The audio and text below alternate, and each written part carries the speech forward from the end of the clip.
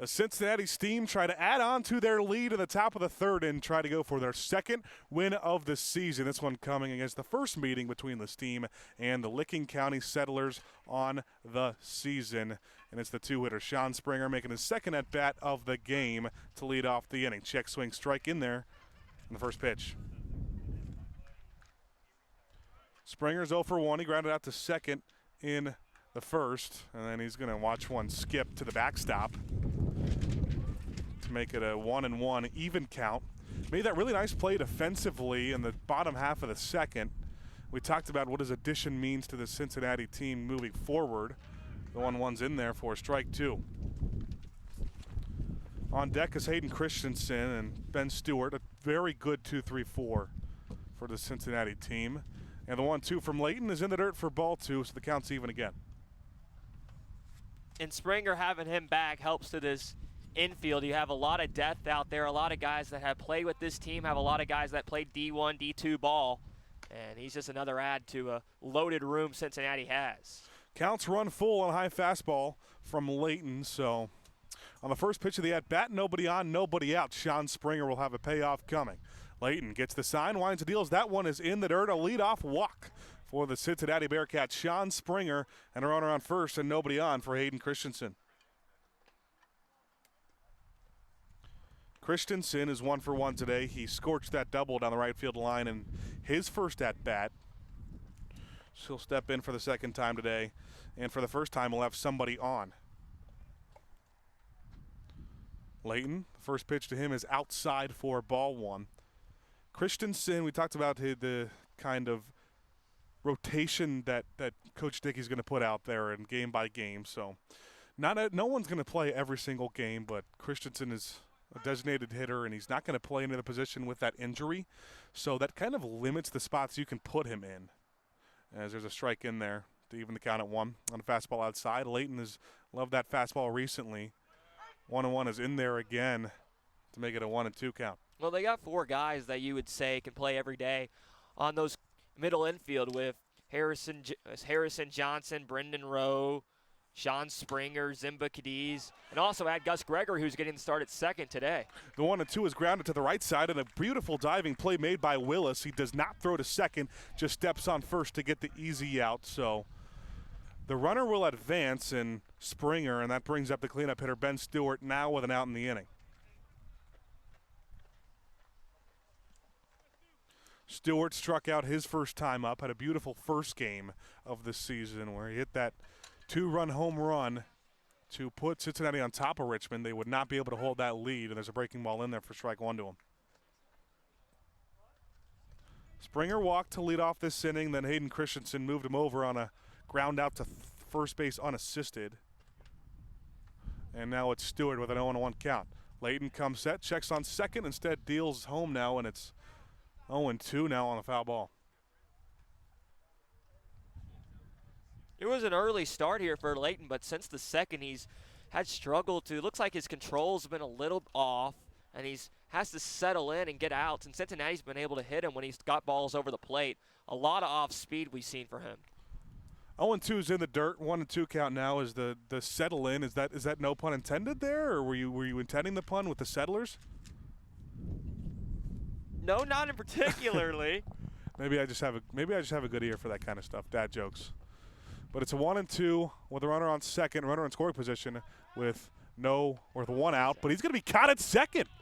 Springer was dancing around off second base, and little did he know Lamar was the shortstop sneaking behind him, and Layton's going to throw it back to get Springer out. So he's picked off at second. Now nobody on base with 2 outs in the situation for Stewart, and the 1-2 is in the dirt to make it 2-2. Well, that's back-to-back games. We saw William John got picked off on a ball line to the second baseman back on Saturday. And here, Keelan Lamar right behind the second base bag and throws it back and gets Springer. And Cincinnati's going to have better base running when you have a runner in scoring position like that. Backdoor slider that caught a little too far inside, actually. So that runs the count full to Stewart. With 2 out and nobody on in this top of the third, and the payoff is down low for ball 4. So the second walk of the inning, and Cincinnati will now have another runner on with 2 outs. Just the runner on first is Stewart, and that brings up William John.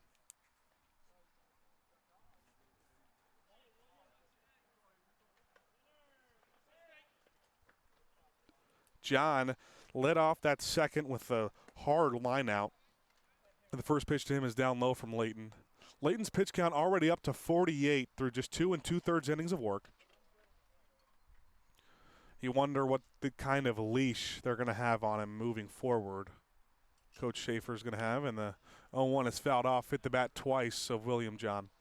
John got that start on the mound on Thursday against Xenia where he threw 5 scoreless innings, and he was named an honorable mention Great Lakes Summer Collegiate League Pitcher of the Week. So he was on that list, and he was a nominee, but Tyler Stack was nominated for Player of the Week and won it. The 1-1's in there on a breaking ball for strike 2. That's a really nice breaking ball. Off speed on the inside half on William John and couldn't get his bat around. Couldn't ask for a better pitch at 1-1 from Layton. Stewart on first, 2 outs in the inning, 2-0 lead for Cincinnati. A big swing and a miss on a 1-2 and a high fastball. Layton walks a couple, but gets out of the inning unscathed through 2.5. The Cincinnati Steam on top of the Licking County Settlers. You're listening to the Cincinnati Steam Broadcast Network.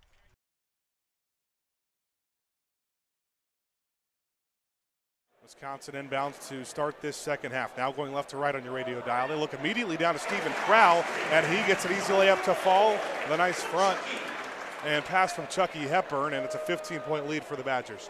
41-26, 19-20 in the second half. Trey Galloway gets a screen from his right. Now goes to the elbow. He'll kick it back out to Cups, who's deep in the left wing. Now Renew tries to swing baseline and dunks it home on top of Stephen Crowell to answer and get Indiana's first points of the game, and that's the first Hoosier with double digits in Malik Renew. But even that's not really energizing this Indiana team. Not a lot of energy on the floor right now for the Hoosiers. Crowell hands it off on the near side to Hepburn. Now at the top of the key and Wall.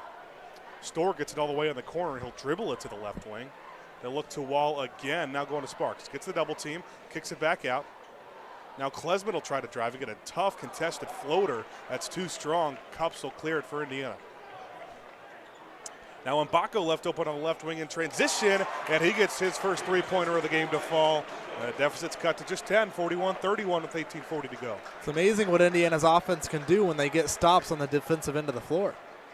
Wall swings it over to Storr, now inside to Crowell. A tough dribble, drop step for Crowell. Renew fell, and he's able to get the floater in to get the lead back up to 12. 43-31, 18-20. One of those plays where there's probably enough contact to warrant a whistle. Which way that whistle goes, that's up to the referees. Mbako's going to drive all the way to the left block, and he's fouled as he went for a tough left layup. Not sure who the foul is going to be on. And it's going to be on Tyler Wall. That's his second, the first of the half for Wisconsin. And Mbako will go to the line for his second time today. It's really one of the few times Mbako's been able to get to the rim. He's not a great ball handler yet in his freshman season with Indiana, and that's kind of inhibited his ability to get into the lane because of all the bodies he's seeing. Those driving lanes are being cut off even before he can put the ball on the floor by the Wisconsin defenders, who really want to keep him out of that restricted area. Mbako's now 3 for 3 from the line today with the first one. Make that 4 for 4 with the second, and it's back to 10. 43-33, 18-15. Chucky Hepburn bringing the ball on the near sideline. At the Wisconsin logo, will immediately get it up to Crowell on the left wing, who's pressured over to Wall on the opposite block. A nice pass. Wall will power his defender down, and the floater rims out. Indiana grabs it, and Mbako wants to push. Cups on the left wing, fakes the three, now drives inside to the left block, and will kick it back out to Galloway to set up the offense with 19 on the shot clock. Galloway with the screen to the right. Now dumps it inside to Renew on the baseline. He'll go to his right shoulder, have it tied up, spin out of it again, and left it short on the baby hook, and Hepburn grabs the rebound for Wisconsin. There's going to be a stoppage of play. I think someone lost their shoe, as Peyton Sparks lost his shoe. I want to double that, not that one. He's taking a while down there, so I'd only hope it's a double knot. Maybe even a triple? I don't think he has enough lace for that. A triple knot's like. Depends on the shoe. That's true. That's true. They've got it up on the billboard. It looks like he just went with the double knot. Yeah, only double knot for Peyton Sparks. Safe and effective, the double knot. Wisconsin now inbounds just in front of their own bench. Now Storr will go all the way to the basket. He went up for a layup. He had it tipped. He wanted a foul. Wisconsin will keep it. Storr hasn't played as much as we thought, only 12 minutes as the leading scorer in the first half. He does have 8 points. And Hepburn will be the one inbounding all the way up to Max Klesman, all the way by the Wisconsin logo. He gets a screen to his right. Now dribbles it back out on the right wing. Fake the three now, a backdoor cut, but didn't get the pass from Hepburn. Good help defense from Indiana.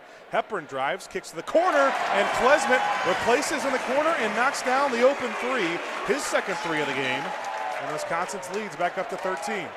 Now Indiana struggling with it. Mbako can't keep it, and Wisconsin takes it. Hepburn trying to push with Klesman again, all the way on the left wing. They don't have numbers, so they kick it back out. Klesman wants a stop and start drive, and finally gets it back out to Storr. Now all the way at the logo and Chucky Hepburn, guarded by Galloway. Over Klesman now, into Crowell. Crowell with Sparks on him on the right block, kicks it back out. Klesman wants another three. He's on fire. Max Klesman gets his third three of the game, and Wisconsin's tied its largest lead of the game, 49-33. With just over 16 minutes to go left in this contest. Cup's almost threw it away, trying to get it to Renew, and Indiana calls a timeout. The Kohl Center is on its feet, looking for its 12th straight win against Indiana in this building.